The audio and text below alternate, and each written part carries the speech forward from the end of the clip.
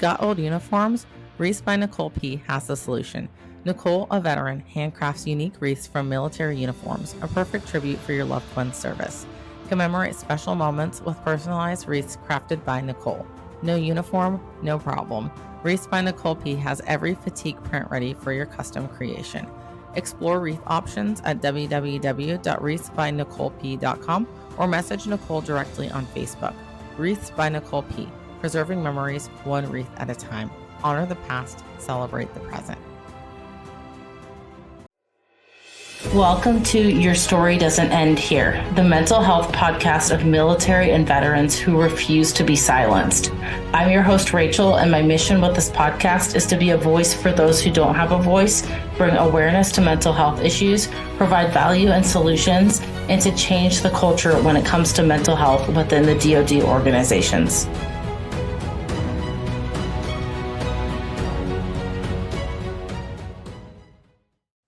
Hey, everyone, and thank you so much for coming back for another episode of Your Story Doesn't End Here. Today, I am so excited for our guest, Reverend Dr. Christian Frazier, who is an esteemed author, speaker, and advocate for BIPOC mental health and brings expertise as a former chair of the BIPOC Committee for the Hillsborough County Zero Suicide Alliance and a member of the National Council of WellBeing. With the National Certification in Mental Health First Aid Instruction, he passionately educates and empowers individuals and communities. His impactful work featured in notable publications encompasses mental health, addiction, and recovery. As a sought-after speaker and trainer, he delivers workshops and programs to diverse audiences, including schools, businesses, and faith-based organizations. Committed to reducing mental health stigma, he is a trusted voice inspiring positive change worldwide. And also, I just want to add in, I Googled Christian right before we started talking. We were just talking about this. And you Google this man's name, and there is so much more to his bio. I actually shortened quite a bit of what he sent me. And this man did not mention that he's also an actor, that he's also a Navy veteran. And I'm sure there is so much more that I didn't see on the first page of Google. So, Christian, I am so excited to have you on today to just share your story. Thank you so much for being here. Thank you so much for having me. I'm excited to be here, share my story with you and your audience. So I again, love thank it. you. I love it. So I'm going to pass it off to you and share away. Like I said, we're probably not going to get through everything today. We're probably gonna have to do a part 2. So yeah, but I would love to hear more about just whatever you want to share with us today, and we'll go from there. Well, first of all, I'm extremely excited because I just released this book that I co-authored, Unleashing Potential, a guide for life mastery. Uh, the publisher searched out 20 life coaches from around the world, and I was fortunate enough to be selected as one to pick out a chapter in this book. And what I love about the book is that it's not just one perspective, it's the perspective of a variety of coaches. And some of the things that we talk about, they cross over because one of them talks about getting unstuck. And one chapter is on financial literacy. My chapter is on mindfulness. And what I did is took a deeper dive into just breathing. Georgetown University did a study that shows that mindfulness meditation can be as effective, if not more effective, when treating anxiety and depression. And a lot of people don't know that. There's been a study that was published by the New York Post that there are thousands of people who have been on medication and have been going to therapy since the early 2000s and have not gotten any better because talk therapy is really just not enough. Typically, what it does is it reinforces our trauma by having to relive it over and over again instead of reliving it but reframing it. We actually mindfulness meditation when you and I talk about mindfulness based cognitive coaching. And what it is it's using mindfulness and cognitive behavioral therapy to basically reframe our thoughts, to transcend our trauma, to learn how to control our happiness, but also to not be on the constant pursuit of happiness and bliss. Because to think that we're supposed to be happy all the time is unreal. We can't be joyful without sadness. It's like we have to have it. We can't, experience pleasure without knowing the lesson from pain. So I teach people to reframe their thoughts, but also how to have more resilience when the pressures of life do come, because they are going to come. But what we do is we take all of our obstacles and we see what we learn from them and transform them from stumbling blocks into stepping stones. That's powerful. And it's so true, because I think I say we think a lot of people chase that happiness. And I was reading a blog that I wrote.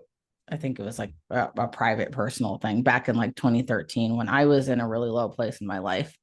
And I was in a really bad relationship. And at that time, at one of the very end sentences of one of my blog posts, I was like, oh, life is just going to be this way forever, or at least the next 10 years. And this sucks. And I just wish that this, and I wish that that. And I'm like looking back at these things, and I'm like, I look back at my life at that time, and I'm like, it really wasn't that bad. But to me at that time, it felt that bad, because it felt like the world was crashing down on me. But if I didn't experience that, then I wouldn't be able to appreciate as much what I have now. And so that the yin and yang, that balance, it's necessary. And so I'm so glad you brought that up. And I'm really excited about that book. Congratulations on that, by the way. I would I'm love to. so excited about it, how it's going to transform lives. I Oh yeah. really, I can use it as a tool to teach from, to mentor from. I feel like it's a guide for other life coaches. It, again, takes a deep dive into mindfulness. And in my specific chapter, I talk about 15 steps to reinventing yourself. Mm. And I've had to reinvent myself a lot in life because of, but like I joined the Navy at 18. I graduated boot camp, or I mean, I graduated from high school on Friday, and I was in boot camp on Monday. Oh I wow. didn't even spend more than the weekend free, especially because I lived um, in the projects in Newark, New Jersey. It was a tough neighborhood. There's always opportunities for things to happen. And I just wanted to get up out of there, as fast as possible and to start a new life. So I went into the military under the Navy Nuclear Power Program, which is basically the second hardest school in the world, next to MIT. They take 6 years worth of college and cram it into a year and a half. So you have to kind of be like a geek and a nerd. So yes, I'm a geek and a nerd, and I have been to school for computer network and engineering, for marketing, for theology, for acting, for psychology and neuroscience. So I have literally reinvented myself. And also in real estate, I spent 20 years as a real estate agent in Wow. the state of Florida. I was the number 4 agent in the state of Florida and sold almost $70 million in 1 year by myself. Wow. So I've gone from Navy into the technology industry, but the technology industry was a constant, like as you see right now, there's a lot of layoffs in the technology industry. And I always wanted to get into real estate. So then I went into real estate and transformed and did well into real estate. But the real estate market right now is too controlled by the economy, like the interest rates. So now the interest rates are really high, and all of my friends who are working in real estate, they are having a hard time because people can't afford. And then also all the affordable housing has been bought by corporations over the last 15 years. Mhm. So that we're in a housing crisis, and it's not a good time to be in the real estate. So I had to transform out of real estate. And I said, I want to get into something that is, well, let me take a step back. While I was in real estate is when I started acting, Yeah. and so I started acting because real estate gave me the flexibility to do that. But then you see the acting industry. We during the pandemic, no one was working. There was nothing there in Hollywood. There was nothing happening. And I was like, I need to get into an industry that is recession proof. And I got into healthcare Mm. and specifically behavioral healthcare. And I went from just being in healthcare to being considered an expert in the industry and being a part of the Hillsborough County Zero Suicide Alliance. I was able to work with 25 hospitals and behavioral organizations to help develop mental health awareness campaigns, suicide awareness campaigns, and also campaigns dealing with the opioid crisis in the Hillsborough County and Pinellas County areas. So I am proud of myself to be able to have reinvented myself and also to become an author as well. So what I love, I don't even want to say the most because I don't even know your full story. There's so much to it. But what I love so far about your story is that there are so many different chapters in your story where you could have been a statistic. You talk about growing up in the projects and I mean, how many people don't get out of that lifestyle? Also being a Black male and, even separating from the military, there's a lot of not even just minorities, but people in general who separate from the military and have a really hard time just readjusting back to some sort of idea of normal. But then it seems like everywhere in your story, every single chapter, you hit some kind of what could have been obstacle that could have stopped you. The real estate market, acting with everything that happened in COVID.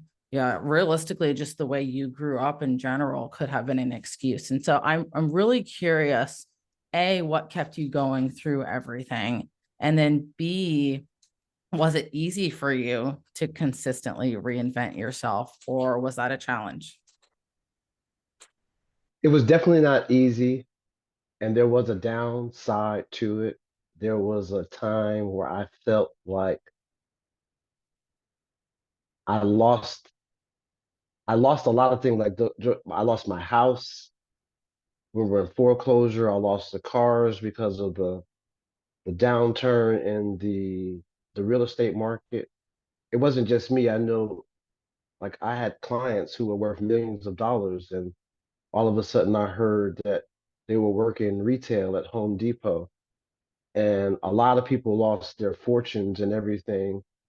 And then I had my own personal struggles because I am a high IQ person, and one of the things that comes along with that is anxiety and depression. So I have lived in experience with anxiety and depression and even had a suicide attempt about 15 years ago. So no, it was not easy, but to tell you the story about my personal, battle with mental illness and suicide is that I felt like all hope was lost. I felt like I was stuck and I felt like I didn't have options, but it really was a lie. And what I learned is that our brain lies to us about 80% of the time, and that it also 90% of our thoughts are repetitive. So going forward, learning meditation and years later, I learned how to reframe my thoughts. I learned how to challenge my thoughts. It's like you have to be a reporter with your thoughts.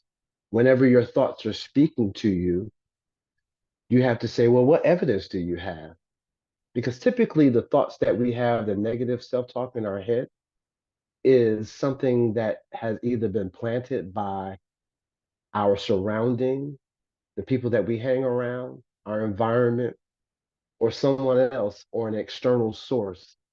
And then it becomes internal, and then it continues to speak to us. But we have to learn how to have more control over it. And when we have more control over it and replace it with positive affirmations, we basically rewire our brain or get like a iOS update, a program update to think differently.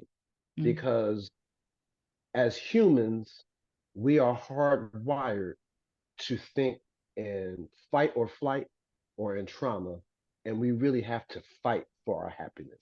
mm.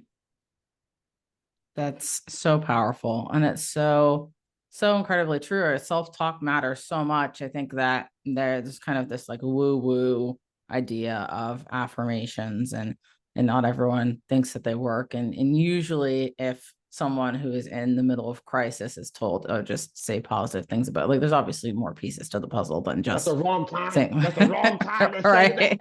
Right. It's the Yeah. wrong time. No, it's you don't, and that's the thing. That's what, so one of the things that I teach in mental health first aid is to learn how to listen, first of all, non-judgmentally, and also not give advice. It's one of the worst things that we should do. We're not Yep. supposed to give advice. Yep. We listen non-judgmentally, which is hard to do because you might have a friend or you might have a stranger that's telling you something that goes against your moral code or whatever. But you have to learn how to listen non-judgmentally in that time of crisis. And yet we have to learn how to deal with people. I tell people mental health first aid is like this. If you go to a restaurant, somebody's choking, you might have 4 or 5 people who know first aid can help them, and give them the Highland maneuver. But if somebody is experiencing a mental health crisis, people tend to stay away.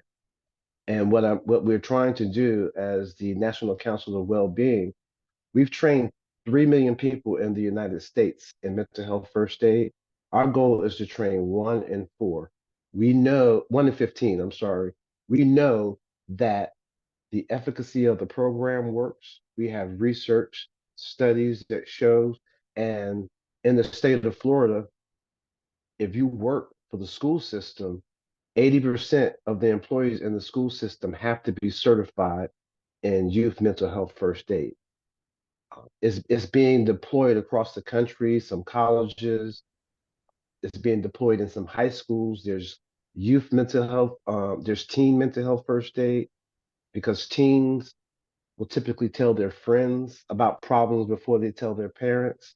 So we want to teach teens how to be able to identify when their friends are going through stress, to be able to give them, um, to teach them self-help and also get them professional help. We want to teach people how to uh, be resilient, and then also remind them of the resilience that they already have. Like, what did you do the last time you were in this situation? Now, you really have more resilience than you think that you do. And sometimes when we're in the midst of our situation, we don't think about it.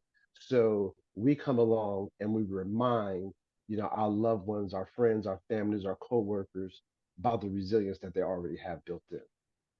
I love that you call it mental health first aid, because I think that it's less of a stigmatized term. It almost connects mental health and physical health in a way where like, yeah, if someone fell and they got a cut and they were bleeding on the floor, we would naturally want to provide them with first aid, right? Like physical first aid. But if someone is in a corner of a restaurant, like you said, and they're having a mental health crisis, or we even maybe not looking like they're having a mental health crisis, but they might look like they're not having the greatest day. Most people aren't going to stop and ask them if they're okay. They're just going to continue walking the other way. So I love that, just the verbiage in general, because the words, they matter so much when it comes to just It breaking the is. stigma.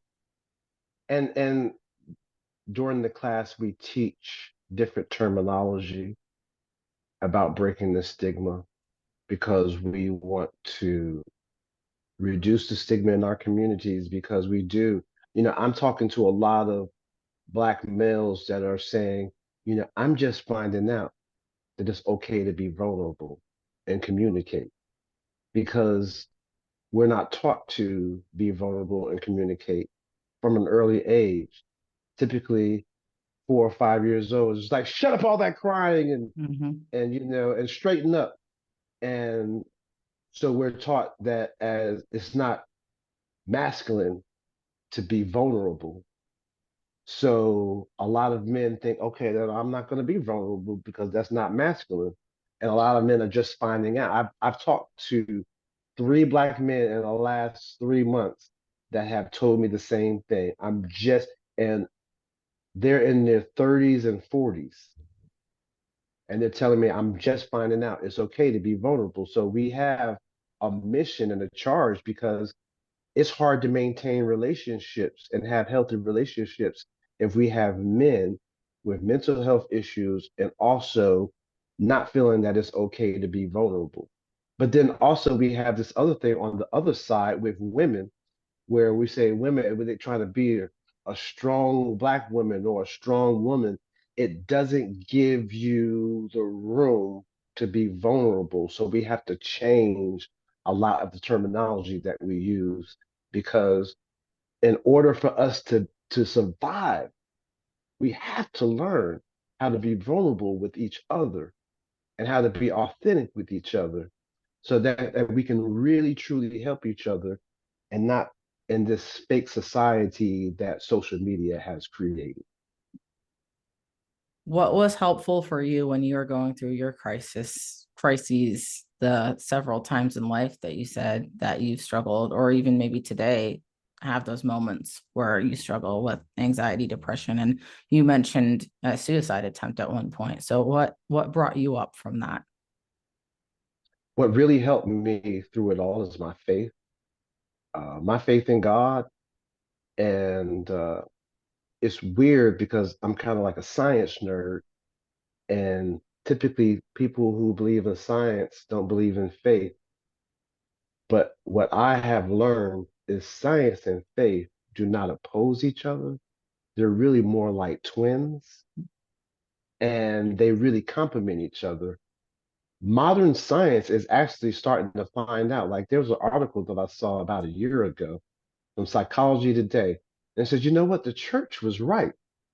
If you actually, in your mind, act like it's already done, there's a part of your mind, the rectangular activated system, it actually starts to do whatever it can to make that manifestation come true. My personal story is I remember when I have been helping my family out since I was 18 years old, and it got to a point where helping others caused financial burden on me.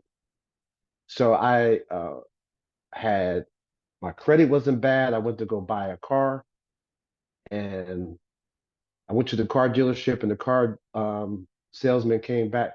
He says, "Man, the only way you're gonna be able to get a car today is if you win the lottery." I was like, "Oh man, that hurt." I was like, "Wow." I was like, but I didn't let that stop me. There was something on the inside. It was like, "All right, you say that now, but watch, I'm gonna come by here and drive back in a brand new car, and you're gonna regret not getting me a car." So fast forward 18 months later, I was doing really well in real estate. I was top, realtor. I was, I mean, in the state. I sold $68 million in real estate. I bought my wife a car for her birthday. I bought myself a brand new Mercedes CLS 550. And we had 5 or 6 cars. We had a Ford Expedition. We had a Chrysler 300. And so I went from not being able to get a car unless I win a lottery to having 6 cars, living in a $500,000 house on a pond with a swimming pool. Did you go back to the dealership? I sure did. What Same did guy you working? say? What did you say? That was a Oh, Ford dealership. I got a Mercedes, which is a right, little bit of an upgrade. right. But it's not really about the material things, but what I did, and let me tell you what I did. In between there, what I did is I created a vision board. Visualization, and I talk about this in the book, how important visualization is. It's not just a something that, vision board, there's a science behind it. that actually works in your brain when you see this every day. So I had the card that I wanted on my vision board, my poster board. I also had it on the screensaver of my phone. Every time I answered the phone, I saw the card that I wanted. Mm. It was there all the time. So within 18 months, everything on my vision board came to pass. The car that I wanted, the amount of money that I wanted to make, the house that I wanted, the trips that I wanted to go on, everything came to pass because I focused on it and I saw it every day. But you And I worked was for it determined too, to make right? it. And that's the Right. thing. You just can't have a vision and a goal and not work on it. Right. Uh, It's like this is one of the wisest things I've heard in the last year. It's like we have to learn how to think from the finish line. Every successful person in life, Bill Gates, all of these billion, they saw the vision from the finish line, but not just there. See, this is where a lot of people stop. They see the vision, but they don't see the process, the roadmap. You have to see the vision and you have to see the roadmap to get there. And you got to focus on the roadmap. And the roadmap is the work, it's the preparation, it's the things that you have to do in order to get to the finish line. But see, if you focus on the finish line in your thoughts, what's happening right now doesn't matter as much Mm. because you know that this is not going to be where you're going to stay. So powerful. And for those that are listening to this episode that are going through something, I want you to really, really pay attention to this episode. Take notes on this episode because these golden nuggets that you're hearing Christian talk about, these are the things that are going to change your life. And really implementing these principles because they matter so much and they're so true. And um man, you're really putting out some great information. I'm so appreciative. Christian, when you joined the Navy right out of high school, and a lot of people, I can't say a lot of people because there's obviously people on both sides of the spectrum, but there are people that I know who joined the Navy straight out of high school that really struggled because they didn't really have that life experience, that work experience, outside of like they went to high school and one day they were a kid and then the next day, a few years down the road, they're leading sailors in the Navy. And so I'm curious, you said why you went to the Navy to get out of your situation, but A, why didn't you decide to stay in the Navy? And B, why did you decide to go the path you went after the Navy? Well, one of the other inspirations for me joining the Navy is because I had uncles who were in the Navy Mm. and I saw them traveling all around the world. And I was like, man, I want to be able to do that. So that was one of the other reasons why I wanted to join the Navy and also to be able to get out of my environment. But I tested so high on the ASVAB score, like a 89, which kind of puts you in the IQ range of 120, 130. So I didn't realize that the Navy Nuclear Power School that they put me in, again, was the second hardest school in the world next to MIT. They take 6 years worth of college and cram it into a year and a half.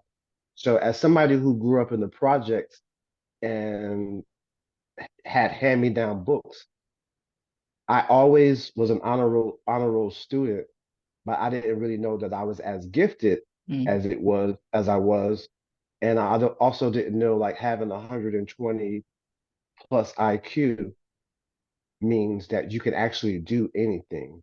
You can, so people always say, what is it that you cannot do? I actually hear that a lot. People say, what is it that you can't do? And a lot of times I say now, like nothing. Like I speak on panels with doctors. Um, I've been doing that for the last 10 years about because I'm also a diabetic. So I use my experiences to help others because I feel like that's just a calling, of what I've had to do. And I can't help it. It's just so that's why I penned this book and I penned some others. I have another book on my website called Happiness Triggers, which I am in love with because, we talk about PTSD triggers. Mm, We also need to learn our happiness triggers. And mm, our happiness triggers can be, going to the movies, reading a book, going to the beach, hanging out with our favorite friend for lunch.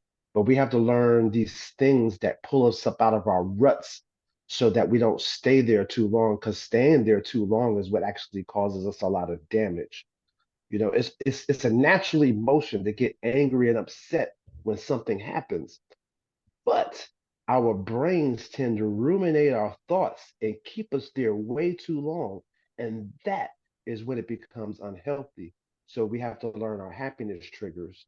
And then I talk about transcending trauma because there's so many different new methods of therapy today, like EMDR, IFS, combining that with CBT. We have to do more than just, if you're just going to talk therapy right now, then you're doing yourself a disservice because you should be engaged in something like, if your therapist is not giving you homework, if you're not doing cognitive behavioral therapy, dialectical behavioral therapy, IFS or EMDR, you should be seeking out something else because it's not the best therapy out there to just talk about your problems. And also, I talk about this. A lot of our problems are situational. We have a lot of what I call situational depression. Change your situation, the depression goes away. mm. Sometimes it's not a psychological issue. It's just that you're really still in the midst of your trauma and you can't escape it. Therefore, it's continuing to beat down on your mental health. And sometimes it takes moving away from around your family, setting boundaries with your own family. Like sometimes you have to set boundaries with your own mother and father, your own brother and sister. And it's hard to do, but it's important to do to protect our mental health. Mm. How was your transition out of the military, and how was that in comparison to the other transitions that you experienced between careers after the military? Transitioning from the military is always tough because in the military, you're taught to work in units and then you get out working by yourself. You're all alone. And that is a problem that I hear a lot of military veterans talking about. We're taught to work in units, and then you get out and you're by yourself. And then I remember when I got out twice. I got out, and the economy was so bad. We were in a recession. I went back in, Mm, so I re-enlisted and I joined for another 4 years. But what happened was is that I tested so high, and I became an E5 really early on in my career, like at 19 years old. And they said it doesn't matter if you ace the test for the next 3 to 4 years, we're not going to advance you because you don't have enough time in service. So I mm. was like, okay, this is my time to get out because I'm not going to advance anymore. And I don't want to put in another 15 years to be able to move up, just a little bit. And people don't really go into the military to make money. It's just Right. something that you do. I feel like it was a great experience because it gave me a lot of leadership experience. I was able to be a supervisor in the telecommunications, shack for and working directly with the captains and the operations officers. So I felt like it gave me a lot of uh, executive level experience at an early age. So I'm thankful for the experience, and I'm also thankful that I was able to visit these amazing places like Cairo, Egypt, and China, Mhm. and the Thailand. So that was an amazing experience. But the transition from that, it was difficult, but you have to be able to pick yourself up by your bootstraps and make the transition because I feel like that's what the military teaches us. It teaches us change because we've had to change moving from location to location to be deployed without notice. So I think that the military kind of prepares you for change. It's just mentally, we feel like when we get out of the military that the world's going to treat us a lot better than they do. And they used to years ago, but nowadays people don't really care about you being a veteran. It's like, You're not it's not a wrong. plus. Yeah. Yeah, Yeah. it's not a plus. But, you know, 20, 30 years ago, like, oh, you're a veteran, you get preference in jobs and things like that. And it still kind of exists, but it But doesn't not exist really. that much Yeah. anymore. Yeah. Depends on the Exactly. job, I guess. I think what I hear from a lot of people is that it's losing that sense of purpose when they separate from the military. That's kind of that common theme. And you're right, the military does prepare us for the change aspect, even though it is, I mean, I remember I got out 2 years ago and it was so many changes at one time that it is overwhelming. But that loss of a sense of purpose seems to be that reoccurring theme. And it seems like for you, you've kind of always created your own sense of purpose. Did you ever feel like you attached your identity to the military at all, or were you always your own person when you're serving? So I felt like after I got out of the military, like I was a drill sergeant for a while. Like I Mm, couldn't get the military out. Like I used to wake up my kids on Saturday morning. All right, get up. It's time to get up now. Make noise like yeah. time to wash clothes, do the dishes, time to cut the lawn. And so I was definitely kind of a drill sergeant for a little while. I had to learn how to like not be so military Mm, because it was definitely like program. Like I used now I know a lot of veterans that still do this. They get extremely nervous about being late to anything. mm, It's like start sweating and every so I first of all I still don't like to be late, but if something prevents me from getting there on time, I'm not going to lose my mind about it. I'm not going to let it, destroy my day. yeah. And so, but yeah, I think that it takes some time to transition your mind out of being in the military. So how did you get from remove from this militaristic identity where you were very drill sergeanty to more of the mindset that you have now? I think it was just a matter of going back to who I really was, being my authentic self. And I felt like being that military person. And that really is, I feel like with all of us, we all play these roles that have been programmed by where we grew up, by our parents, by schools, by going into the military and boot camp, whatever it may be, fraternities, sororities, just our environment, our social environment. So we play these roles, and sometimes we feel obligated to play these roles. Like for example, I am I was the class clown in school because I always finished my work early and I had nothing to do, so I just made fun of everybody. So, Hence the so comedian I part now, right? yeah, I'm a comedian. I've Yeah. always been the class. People said I was going to be a comedian Yep. in my yearbook, and I ended up being a comedian. Like I've done stand up all over New York City, and I've worked, on Saturday Night Live behind the scenes for like 5 years. So I love comedy, and but like I use comedy right now for therapy. Like I feel like comedy is, and I tell people like reality therapy. Like some of my stand up, it deals with a lot of real issues. Like I talk about stuff like erectile dysfunction, like being in your 30s, 40s, and 50s, and but I make fun of it so I can talk about an issue so that I can bring it up in people's minds, like erectile dysfunction. Like I might be dealing with that, but I bring it up in a funny way so that we can laugh about it and then So not be people don't feel so, weird. I like that. yeah, people Yeah. don't feel weird about it. So, but as a comedian, I always felt an obligation to entertain people. Like I felt like people would always ask me to their parties, to their events, because I was the life of the party. They knew we were going to have a fun time. I was going to make everybody laugh, but it was exhausting. And then I had to realize that I don't have to live up to what people want me to do. And I stopped accepting invitations to like all the events. And, and even when I went to events, sometimes I would just sit back, relax, and be cool because I wasn't playing a role.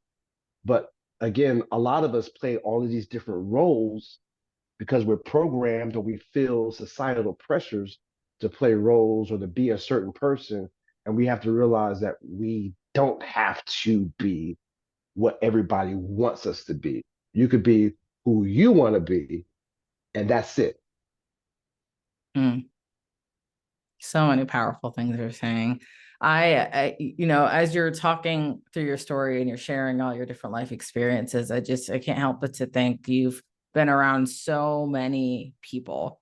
And I can't even just say like high level people, because there's lessons you can learn from anyone in your life. You can learn a lesson from the janitor that's cleaning the floors out of Walgreens, from the random homeless person that you walk by on the street. I'm curious, what is one of the best or something that sticks out in your mind, lessons that you've learned from the people in your journey along the way, or maybe a particular person? I'm going to say that I've had a couple of people on social media because I started talking about mental health on social media. I'm going to say 7, 8 years ago, like a lot. And I've had one person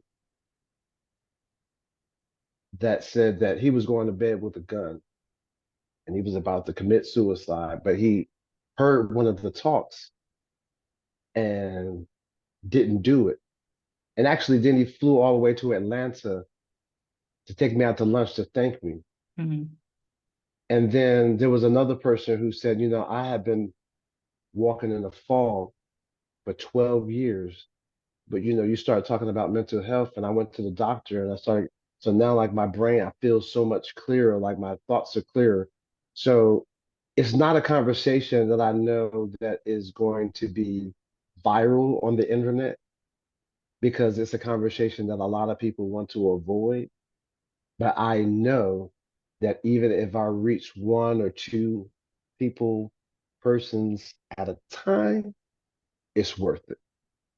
I love that. And that's so powerful. I know I keep using this word powerful, and I can't really think of any other words to describe the feeling that your words gave me when you're speaking. But I think when I put into perspective, for me, just hearing you talk for the short amount of time that we've been conversating here, and knowing that you've been around some really high level people in the military, you've been around, actors that, have been in the field and seen a lot of people and done a lot of things, and, panels with doctors and prestigious people. And the most impactful things are the people that were impacted by your work in mental health. I think that's incredible. And it puts into perspective for us as human beings that maybe it's not always about the celebrity or about, someone's status socially. Maybe it's just about that human connection and saving people's lives, or just being there for people, which I think in turn oftentimes does save lives, because we don't even often know sometimes that we saved someone's life, because not everyone speaks up and says that. But thank you for sharing that. That's absolutely incredible. Yeah, that's been the best part is to hear people say that I started going to therapy, I started getting help, I started to uh, really reevaluate myself. So um, to me, again, saving one person's life is enough. Absolutely. Well, Christian, like I said, there's so many more things we could deep dive into, and I would absolutely love to continue this conversation. But for time's sake, we'll cut it short right here for now, and then we'll leave the listeners hanging for another conversation in the future. But where can people find you? Where can they support you? And where can they grab copies of your book? I can't remember if you said it's released yet or if it's upcoming, but then also you mentioned a few other ones as well. You can look me up on Instagram, Christian Frazier Elevate. The link to the book is right there on my profile. I'm on Facebook. I'm on TikTok. I'm on LinkedIn. And you can also look me up on my website, christianfrazier.com. Just Google his name. It's like the whole Yeah, you first page go. of I Google. tell, yeah, I tell people just Google me. Yeah. First one's like an IMDb link, and then I think the next one's your website, but you're definitely on there. You also do coaching with people one-on-one as well, or I think I saw life coaching somewhere on there. So I'm an executive coach, and I work with small business owners, uh, executives who are looking at uh, new ways of marketing, reinventing themselves, but also to motivate their employees and their teams. So I do motivational speeches. I have a partnership with an app, Wella, and we actually offer executive coaching for businesses for like $40 per person, which is like amazing because life coaching is not, it's just not an everyday average expense. But to be able to offer it to businesses at $40 per person for them to actually have like a life coach that they can text and chat like all the time. Like, I'm having a problem dealing with my boss. Like, what should I do? And to be able to have that response, to be able to, I guess, help workplace mental health because workplace mental health is in crisis too. There is a lot of mobbing, bullying, and all types of things going on, and we don't have the laws and protections in place to protect people at work. So Forbes is saying that workplace mental health is costing corporations $300 billion a year. So we Wow. want to help lower those costs by coaching people, giving them resilience and skills, but handling the whole person, physical health, mental health, nutrition, coaching, all of that, all in one app. Yeah, when you were talking earlier about your just your journey and all the different avenues and areas of life that you've explored, and I was just thinking about how many different places you've been where mental health is a conversation that's coming up between the military, the acting world, either within the medical community. I mean, that's even become a conversation lately, is the mental health of doctors and Nurses and doctors' mental health is high yes, because they're taking care of people, but not taking care of themselves. yes. Yeah, that so many of these communities that are experiencing their own version of mental health crisis and not necessarily getting the tools that they need. I think the work that you do is so important because you can relate to so many different demographics of people, and there's not a lot of people walking around on this earth that can relate to a bunch of different demographics of people like that. And that's not to discount the people that have not explored several avenues, because I think if anyone listening, if you look at what you've done in life, just because you worked a certain job in, say, the military, you've built so many skills within that one job. I look at you, Christian, you being a nuke. Some people might look at that job and be like, oh, I can't translate that to the civilian world. So I guess I just have to go do something completely different. But I think of the skills that you built outside of the job specific skills, the people skills, the ability to adapt and change and communicate with people and lead. I mean, the skills that someone builds in the military that have nothing to do with the direct relation to the job, but can translate to so many other areas of life. I think that you are such an incredible example of what life can look like if we think more outside the box and think of, what am I capable of? Well, we're all capable of anything. We just have to apply ourselves and not get in our own way. And I think that for me is where I get stuck a lot, even still till this day. I just realized a few days ago, like I had the epiphany of, oh, well, I'm actually capable of being at the same level as these people that are in these rooms surrounded by people who have experienced multitudes of success. And there's really nothing that makes someone else more special than me that I can't also achieve everything that I want to achieve too, but I often get in my own way. And so I think that you're such an incredible example of what what life can look like when we just decide to pursue the things we want to pursue. So I'm so grateful that you shared just a snippet of that with us. And I hope that more people do share your journey and join you on your journey and just follow you and support you, because you're doing incredible work. Christian, the last question I'm going to ask you to wrap up this episode is if there's any last words or pieces of advice that you want to leave the listeners with today. I really feel like a lot of us, we do get stuck. And when we do get stuck, we don't necessarily know how to get unstuck. So if you really do want to get unstuck, this book, The Unleashing Potential, it has so many different ways. My chapter alone has 15 steps to reinventing yourself. But then there's a whole different chapter on getting unstuck. And every life coach teaches about getting unstuck. So to have a variety of these different perspectives that you can take, and then you still have to make it your own. I tell people, whenever you get some information, like I tell people, I get information and I Fraserize it. I make it my own. When I learned sales and I was following other people and they were mentoring me, I took the information and I Fraserized it. So take the information, make it your own, and then develop a plan. Because when you develop a plan and you start working in your plan, you start to feel better about getting unstuck.